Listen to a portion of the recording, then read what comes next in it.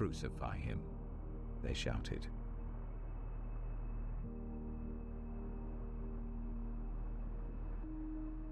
The soldiers led Jesus away into the palace, that is, the praetorium, and called together the whole company of soldiers. They put a purple robe on him, then twisted together a crown of thorns and set it on him. And they began to call out to him, "Hail, King of the Jews!" Again and again, they struck him on the head with a staff and spat on him. Falling on their knees, they paid homage to him. And when they had mocked him, they took off the purple robe and put his own clothes on him. Then they led him out to crucify him.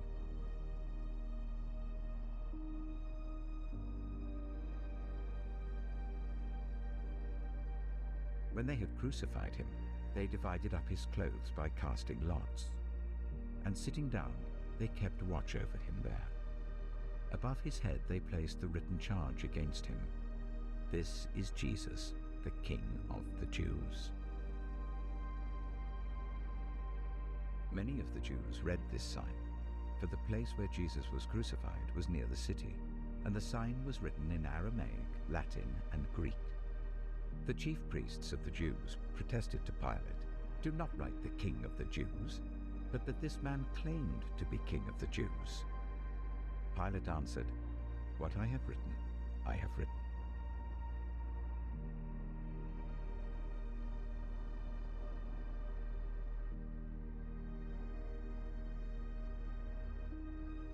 Those who passed by hurled insults at him, shaking their heads and saying, "You who are going to destroy the temple and build it in 3 days, save yourself.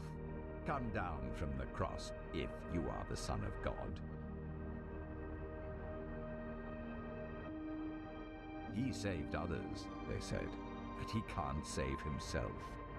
He's the King of Israel. Let him come down now from the cross, and we will believe in him." Jesus said, "Father, forgive them, for they do not know what they are doing."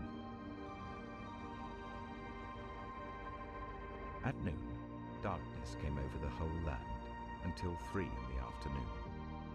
And at 3 in the afternoon, Jesus cried out in a loud voice, "Eloi, Eloi, lama sabachthani," which means, my God, why have you forsaken me?"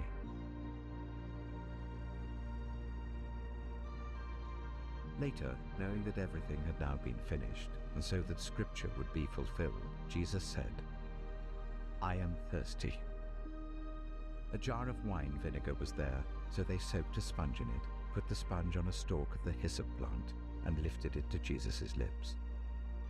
When he had received the drink, Jesus said, "It is finished." With that, he bowed his head and gave up his spirit.